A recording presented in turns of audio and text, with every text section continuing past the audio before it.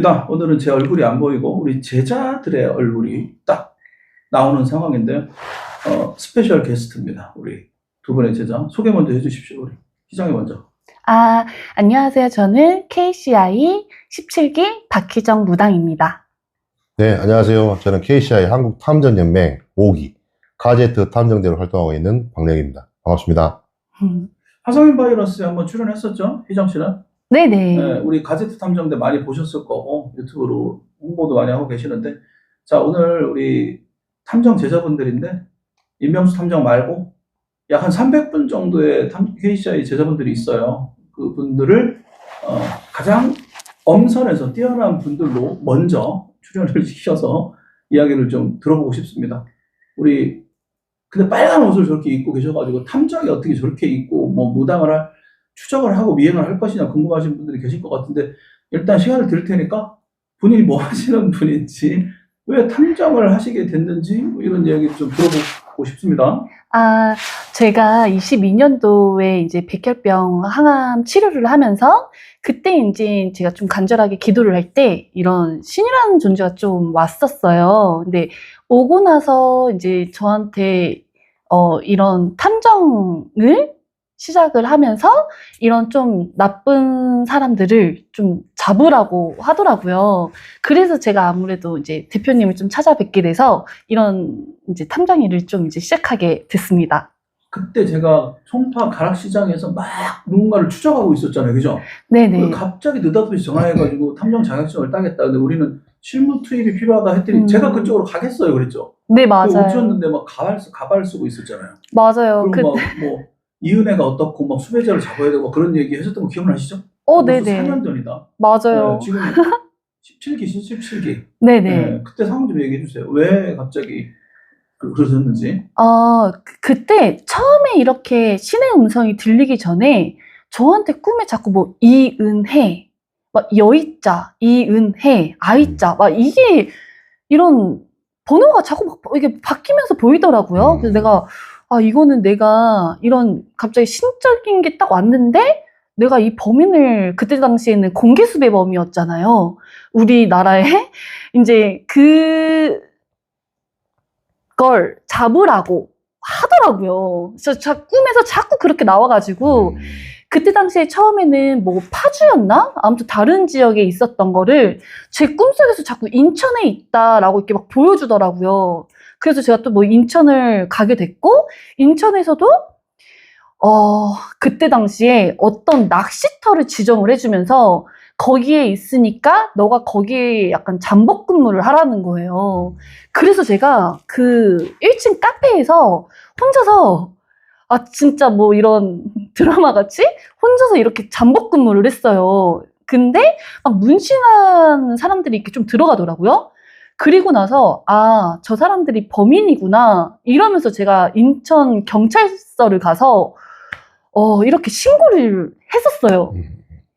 근데 본인이 경찰도 아닌데 왜 이 사람을 잡아야겠다고 생각한 거는 옆에서 신이 그렇게 얘기를 하는 거예요? 네. 그 무렵에 갑자기 들리기 시작한 거예요? 네네. 올바로 이렇게 신을 받은 거예요? 저는 네. 무불통신이라고 해가지고 그냥 갑자기 신이 그냥 내려와 버린? 어떤 계기가 있을 거 아니에요?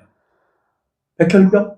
백혈병에 걸린 게 사실 저한테 제일 컸었고, 그때 당시에 초반에 가족들이 많이 다 아팠었어요. 그래서 제가 좀 머리도 다 빠진 상태에서 목숨을 걸고 좀 기도를 다녔었는데, 그때 당시에 또 이제 꿈에서 자꾸 막 전쟁이 터질 거라는 뭐 그런 장면을 봐가지고 제가 좀 우리 가족들한테도 그때 당시에 전쟁 날 거니까 피해야 된다. 우리 이제 전쟁이 곧 날 거다. 이러면서 제가 얘기하면서 기도하면서 이제 공수 같은 거를 받고 그렇게 좀 다녔었어요. 근데 한 2년 정도 됐을 때는 안 나더라고요. 그래서 내가 그래도 우리나라에는 전쟁이 안 나나? 이러면서 좀 마음에 좀 안정이 왔었었는데. 지금 전쟁하잖아요. 그러니까요. 그래서 사실 저한테 맨 처음에 IS가 자꾸 보이는 거예요. IS가 보여서 옛날에 그 무장단체 있잖아요. 네, 맞습니다. 저는 IS가 무장단체가 무슨 일이 생기나? 막 이랬었는데 그게 알고 봤더니 이스라엘 IS더라고요. 맞아요. 그리고 나서 이제 저한테도 이런, 사실 저의 신은 그 하나님인데 혹시 하나님 믿으시나요? 저는 네 불교입니다. 예, 저도 사실 불교였는데 이제 와서는 사실 완전 이 모든 걸 창조한 신? 하나님이라고 이제 이야기를 해요. 근데도 또 저한테는 불교 쪽으로 일단은 문여를 하라고 하고, 여러 신이 들어온 거예요, 본인한테? 네, 맞아요. 네, 그래서, 어쨌든 전쟁하는 거를 저한테도 4년 전에 얘기했던 기억이 나고, 네, 이스라엘하고 지금 전쟁을 실제로 하고 있긴 하고. 네. 자, 그럼 이제 지금 본래 직업은 뭐예요? 뭐 신점을 보는 거예요? 네, 신점을 음. 보기도 하고, 전생을 보여주기도 하고, 앞으로의 미래를 좀 보여주기도 해요. 그럼 신점 보러 온 손님 중에 좀 기억나는 손님들 있어요? 네. 탐정을 어쨌든 자격증을 땄으니까 관련된 사례를 좀 듣고 싶어요. 저는 사실 맨 처음에 신이 탐정 자격증을 따라고 해가지고, 나도 탐정 자격증을 왜 따지? 이러면서 땄었었는데, 제가 신점 상담을 제대로 하다 보니까, 이런 뭐, 많이 관련된 이야기들을 많이 물어보더라고요. 이런 뭐, 불륜?